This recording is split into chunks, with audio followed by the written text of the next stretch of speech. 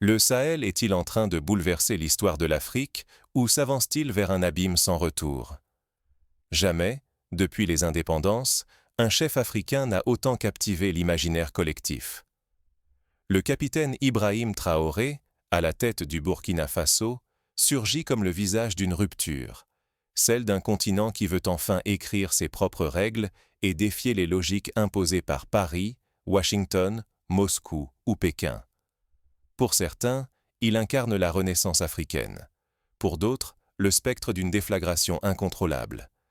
Sa première offensive a pris la forme d'une alliance inédite, l'Alliance des États du Sahel, ou AES. Le Burkina Faso, le Mali et le Niger, trois nations jadis perçues comme vulnérables et isolées, s'unissent désormais en une force militaire soudée. Depuis les temps de l'Empire du Mali, jamais l'Afrique de l'Ouest n'avait vu une telle coalition, capable de bousculer tous les équilibres régionaux et de prendre de court les stratèges étrangers. Mais derrière ce front uni, une question brûle. La création de l'AES sera-t-elle le rempart contre la descente vers le chaos, ou bien l'étincelle d'un conflit qui dépassera les frontières africaines? Les avis s'affrontent, les mises en garde se multiplient. Pour les partisans de l'Alliance, c'est un acte de courage pour briser le joug de la dépendance. Pour ses critiques, c'est une aventure dangereuse, porteuse de nouveaux périls. Ce qui se joue dépasse largement le sort de trois capitales.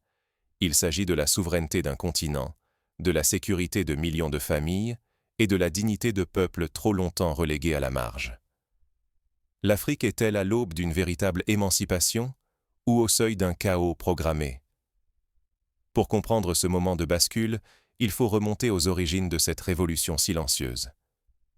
D'où vient la force soudaine de cette alliance? Quels événements ont préparé le terrain à ce bouleversement inédit? Janvier 2025. Sous le ciel aride du Sahel, l'histoire bascule dans un silence tendu. Trois nations, longtemps reléguées au second plan des décisions africaines, bouleversent soudain l'équilibre du continent.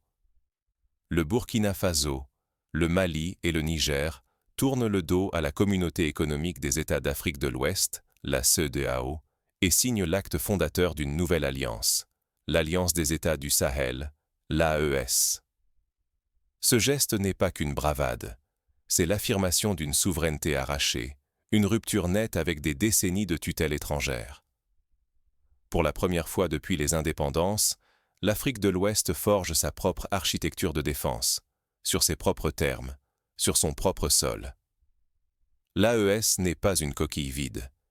C'est une confédération militaire rassemblant près de 88 000 soldats sous un commandement unique. Le Burkina Faso, mené par le capitaine Ibrahim Traoré, impose une discipline de fer et donne le ton d'une défense collective sans concession. Les trois armées cessent enfin de juxtaposer leurs forces. Elles harmonisent leur formation, mutualisent leurs ressources et lancent un ambitieux programme commun d'armement. Cette doctrine vise à briser la dépendance aux puissances étrangères, mais aussi à répondre de front à la menace djihadiste qui ronge la région. Pour se représenter l'ampleur du projet, il suffit de se souvenir de l'époque où chaque État, isolé, signait des accords militaires en ordre dispersé, dépendant de l'aide extérieure pour chaque opération. Aujourd'hui, avec l'AES, le matériel est standardisé, les tactiques unifiées. Les soldats burkinabais, maliens et nigériens s'entraînent ensemble dans des camps mixtes, échangeant leurs expériences pour renforcer leur cohésion. Par exemple, lors des manœuvres Tigre du Sahel, menées en mars 2025, les trois forces ont simulé une défense coordonnée d'une ville assiégée, démontrant leur capacité à agir comme un seul corps. L'AES ne s'isole pas. Elle attire de nouveaux alliés. La Russie fournit des armes modernes et dépêche des conseillers militaires chevronnés. La Chine ouvre ses réseaux, injecte sa technologie et investit dans les infrastructures stratégiques. La Turquie, elle, mise sur les guerres d'avenir en livrant des drones et en formant des opérateurs locaux. Historiquement, peu d'alliances africaines ont connu une telle externalisation du partenariat. On peut comparer la situation à l'Égypte de Gamal Abdel Nasser dans les années 1950, qui a su jouer de la rivalité entre l'Est et l'Ouest pour obtenir barrages, usines et armements, tout en maintenant une forme d'autonomie. L'AES tente de rééditer ce jeu d'équilibre, mais dans un contexte bien plus volatile et fragmenté. Mais cette ascension n'est pas sans péril. Pour l'Afrique, c'est une chance historique de rompre avec le passé, ou le risque de s'enfermer dans un nouvel isolement. Sur la table, l'avenir de millions de vies, l'économie, la sécurité et la dignité d'un continent. À peine l'AES a-t-elle posé ses fondations qu'apparaît déjà la riposte. Adversaires, anciens et nouveaux, s'organisent dans l'ombre, prêts à tout pour empêcher cette révolution africaine de s'accomplir. Dans les coulisses, la tension monte. Les premières fissures apparaissent, révélant les fragilités d'une alliance encore jeune. Trois futurs s'affrontent, une seule question demeure. Qui dominera le Sahel demain? Derrière la montée en puissance de l'Alliance des États du Sahel, menée par le capitaine Ibrahim Traoré, la région avance sur une ligne de crête, où chaque pas peut la précipiter dans le chaos ou la renaissance. Première menace, le djihadisme. Armés par l'Iran, les groupes radicaux contrôlent désormais près de 2/5 du territoire burkinabé. Entre 15 000 et 20 000 hommes, équipés de drones et d'explosifs sophistiqués, terrorisent les campagnes, forçant des centaines de milliers de civils à fuir. L'AES, épaulé par ses conseillers russes, tente de contenir l'avancée, mais le spectre d'une guerre régionale s'épaissit. Si ce scénario s'impose, le conflit pourrait durer de 3 à 5 ans, engloutissant des millions de vies dans une guerre sans règles ni frontières nettes.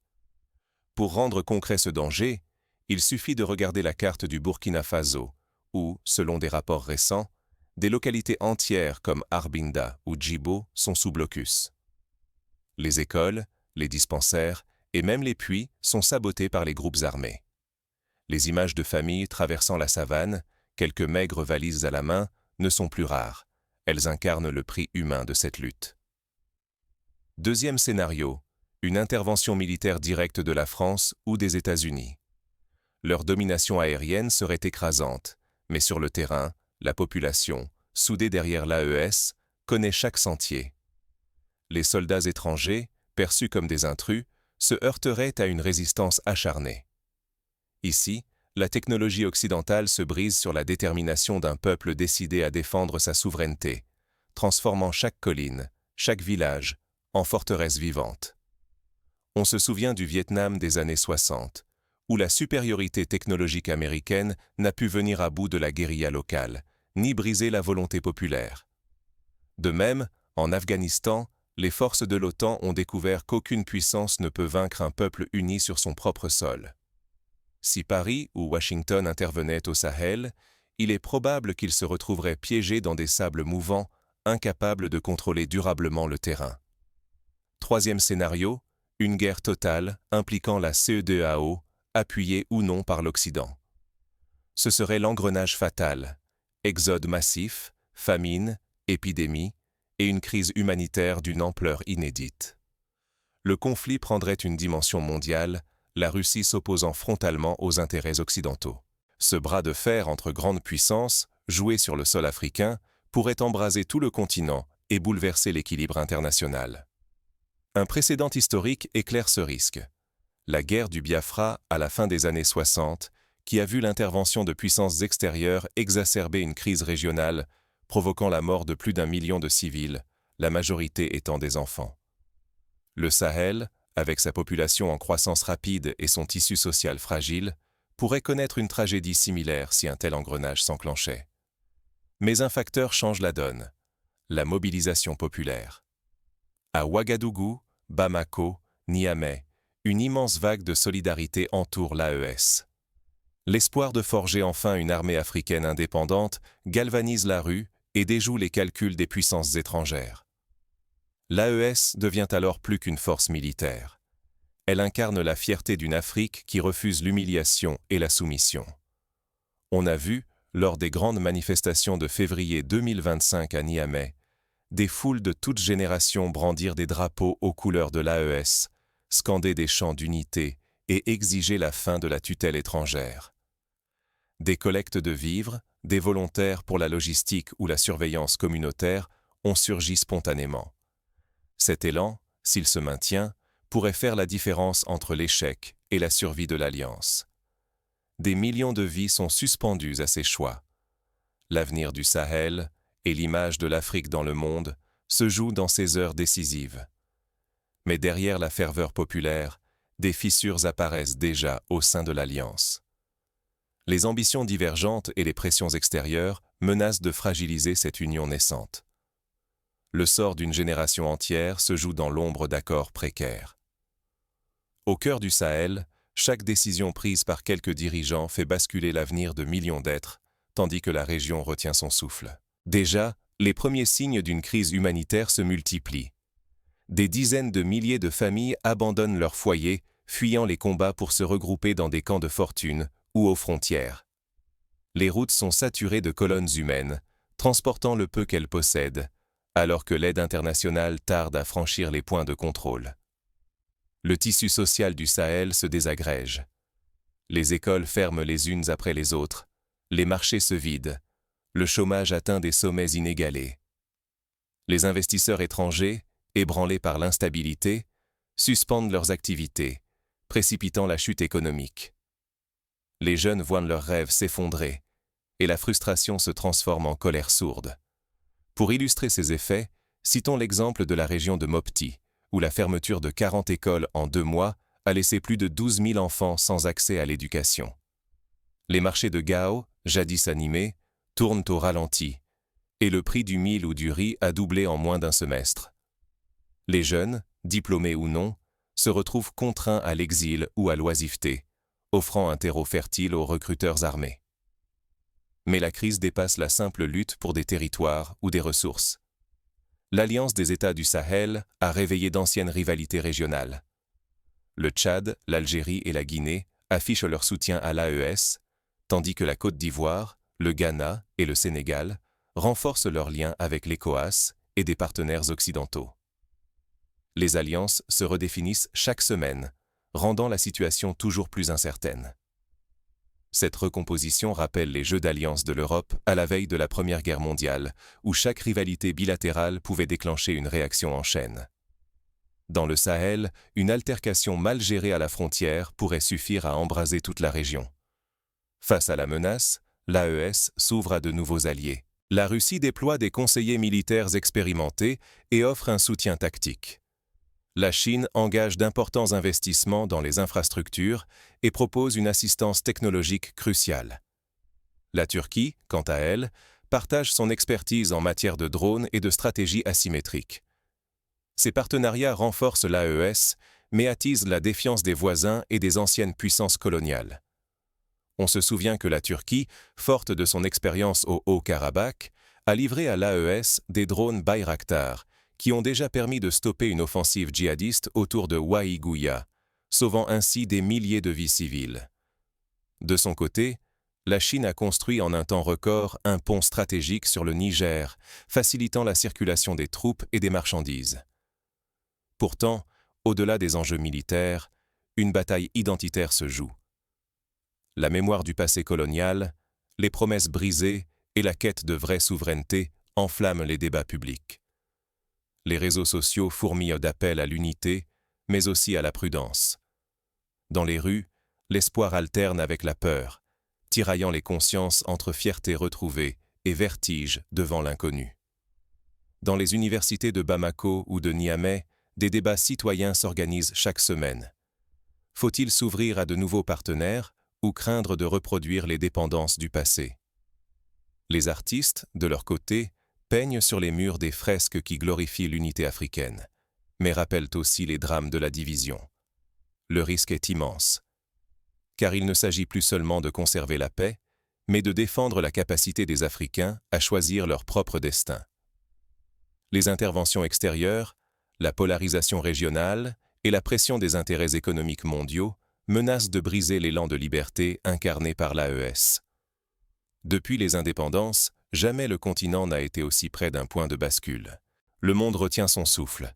L'Afrique s'engage-t-elle vers une renaissance ou s'apprête-t-elle à replonger dans un nouveau cycle de conflits sans fin? Mais derrière chaque décision, les ambitions personnelles et les vieilles blessures refont surface. Le visage de la souveraineté africaine se dessine alors dans la tourmente, à la croisée des chemins. L'indépendance ne se mendie jamais. Elle s'arrache, à la force de la volonté. C'est la leçon fondamentale que l'Alliance des États du Sahel doit garder en tête, à chaque instant de son existence. Mais saisir son destin exige plus que de la bravoure. Il faut éviter tous les pièges qui ont déjà englouti tant de rêves africains. Pour l'AES, la tentation de l'escalade militaire sera constante. Pourtant, céder à l'impulsivité pourrait offrir à leurs ennemis le prétexte rêvé pour isoler, affaiblir, voire faire tomber l'alliance. Il faudra choisir ses batailles avec discernement, doser l'action et la retenue, pour préserver ce qui compte le plus, la souveraineté et la stabilité des peuples sahéliens. L'AES ne gagnera pas la confiance de ses voisins à coups de force. Elle doit prouver, par l'exemple, qu'elle sait gérer la sécurité avec responsabilité, respecter les frontières, dialoguer avec la diversité. C'est ainsi qu'elle bâtira des partenariats solides, fondés sur la diplomatie et la coopération réelle, pas sur de simples slogans. Mais sans développement, la sécurité reste un mirage. Investir dans l'économie, l'éducation, les routes, voilà la seule voie pour bâtir une résilience durable. Tant que la jeunesse est abandonnée, tant que les villages restent isolés et les écoles silencieuses, la violence trouvera toujours des recrues faciles. Prenons l'exemple du Rwanda après le génocide. C'est par l'investissement massif dans l'éducation et la santé que le pays a pu retrouver la stabilité. L'AES doit s'inspirer de ce modèle, en lançant par exemple des programmes de microcrédit pour les femmes, en rouvrant les écoles rurales et en développant l'irrigation agricole pour lutter contre l'insécurité alimentaire. Ce renouveau exige aussi une transparence totale. Les dirigeants de l'AES devront rendre des comptes, partager le pouvoir, expliquer chaque choix. Car une population ignorée devient vulnérable aux manipulations ennemies. À l'inverse, une société informée et soudée offre le meilleur rempart contre toutes les ingérences. Pour concrétiser cette transparence, il serait judicieux d'instituer des forums citoyens réguliers dans chaque grande ville, où les responsables militaires et civils viendraient rendre compte des avancées et des difficultés. Cela renforcerait le sentiment d'appartenance et limiterait les rumeurs qui minent la cohésion sociale. L'unité africaine ne doit plus être un simple discours. Elle se tisse au quotidien, dans l'entraide entre villages, l'accueil des réfugiés, la solidarité face à l'adversité. Sans cette unité vécue, la moindre crise risque d'emporter tout l'édifice. Dans le passé, des initiatives comme la Conférence nationale souveraine au Bénin ont montré qu'un dialogue inclusif pouvait transformer la société en profondeur. L'AES doit s'en inspirer pour intégrer toutes les composantes de la nation dans la construction de la paix. Les enjeux sont gigantesques. Un échec de l'AES signifierait des décennies de recul politique, social et économique, et la perte d'une chance historique pour toute l'Afrique de l'Ouest. Mais une réussite ouvrirait la voie à une Afrique souveraine, respectée, capable d'imposer ses propres conditions sur la scène mondiale. Ce combat ne concerne donc pas que les soldats ou les frontières. Il appelle chaque citoyen, chaque leader, chaque village à jouer son rôle. C'est une lutte collective, une chance unique d'écrire enfin une nouvelle page de l'histoire africaine. Mais la route vers cette souveraineté est semée d'obstacles, visibles et invisibles. Comment l'AES peut-elle éviter les erreurs fatales des indépendances passées et transformer la colère en espoir concret? Première étape. Investir massivement dans l'éducation et la formation professionnelle. Un jeune qui apprend un métier, qui maîtrise l'informatique ou l'agriculture moderne, devient un acteur de la stabilité. Des centres de formation mobile pourraient parcourir les provinces, apportant savoir et outils jusque dans les villages reculés. Deuxième étape. Réformer l'administration pour la rendre plus proche des communautés. Créer des guichets uniques dans chaque chef-lieu de province où l'on peut obtenir papiers, subventions ou conseils, permettrait de réduire la corruption et de renforcer la confiance. Troisième étape. Encourager l'entrepreneuriat local avec des fonds d'amorçage. Lancer un concours annuel, Innovation Sahel, pour financer les meilleures idées de jeunes, qu'il s'agisse de solutions pour l'irrigation, de commerce équitable ou de services numériques adaptés à la région. Enfin, il faudra miser sur la diplomatie régionale. Organiser des sommets réguliers avec les États voisins, même adversaires, pour prévenir les crises et harmoniser les politiques de sécurité, d'environnement ou de migration. Une telle approche a déjà fait ses preuves en Afrique australe avec la SADC, qui a su éviter de nombreux conflits ouverts. L'avenir de l'Afrique ne sera pas décidé à Washington, à Paris ou à Moscou. Il se joue ici, aujourd'hui, sur cette terre, porté par celles et ceux qui vivent chaque jour ses espoirs et ses tourments. L'Alliance des États du Sahel n'est pas un simple symbole de rupture. C'est un acte lucide, une volonté d'arracher enfin le droit de choisir sa propre route, malgré la brume de l'incertitude. Refuser d'agir, c'est accepter que l'avenir de millions d'âmes soit écrit ailleurs. C'est laisser la sécurité, la dignité et la souveraineté glisser hors de portée, abandonnés à des intérêts lointains, aveugles aux réalités du Sahel. Pourtant, chaque parole, chaque geste, chaque engagement, même modeste, peut infléchir le destin de la région. Prendre la parole, c'est refuser l'oubli. Garder le silence, c'est devenir complice de l'injustice et du désordre. Croire que d'autres bâtiront l'avenir africain à sa place est une illusion dangereuse. Ce sont les décisions prises aujourd'hui, dans chaque village, chaque ville, chaque capitale, qui redessineront la carte du continent. Refuser d'y participer, c'est abdiquer sa voix et perdre le pouvoir d'influer sur le cours de l'histoire. La souveraineté n'est pas une promesse creuse. Elle se conquiert jour après jour, dans l'effort, les compromis et le courage. L'engagement citoyen, même infime, est un rempart contre l'arbitraire. Face à l'incertitude, chaque choix, chaque silence, pèse plus que jamais. Le pari de l'Alliance reste fragile, risqué. Mais il appartient à chacun de ne pas détourner le regard, ni sombrer dans le confort du fatalisme. L'histoire s'écrit maintenant, sans attendre ceux qui hésitent. Ce qui s'inaugure aujourd'hui au cœur du Sahel pourrait façonner le destin d'une génération entière en Afrique, et bien au-delà. Rejeter l'indifférence, c'est choisir la liberté. S'engager, fût-ce timidement, c'est déjà bâtir l'avenir. Alors, le Sahel bascule-t-il vers la renaissance ou vers l'abîme? La réponse dépendra de l'action collective, de la capacité à transformer l'indignation en organisation, la bravoure en institution, et l'unité en force créatrice. Ce défi, l'Afrique l'a déjà relevé lors des indépendances, l'a parfois perdu dans les décennies suivantes, mais peut aujourd'hui, à nouveau, s'en emparer. Et si le monde regarde le Sahel avec inquiétude, il serait temps d'y voir aussi la promesse d'un avenir réinventé, par et pour les peuples africains.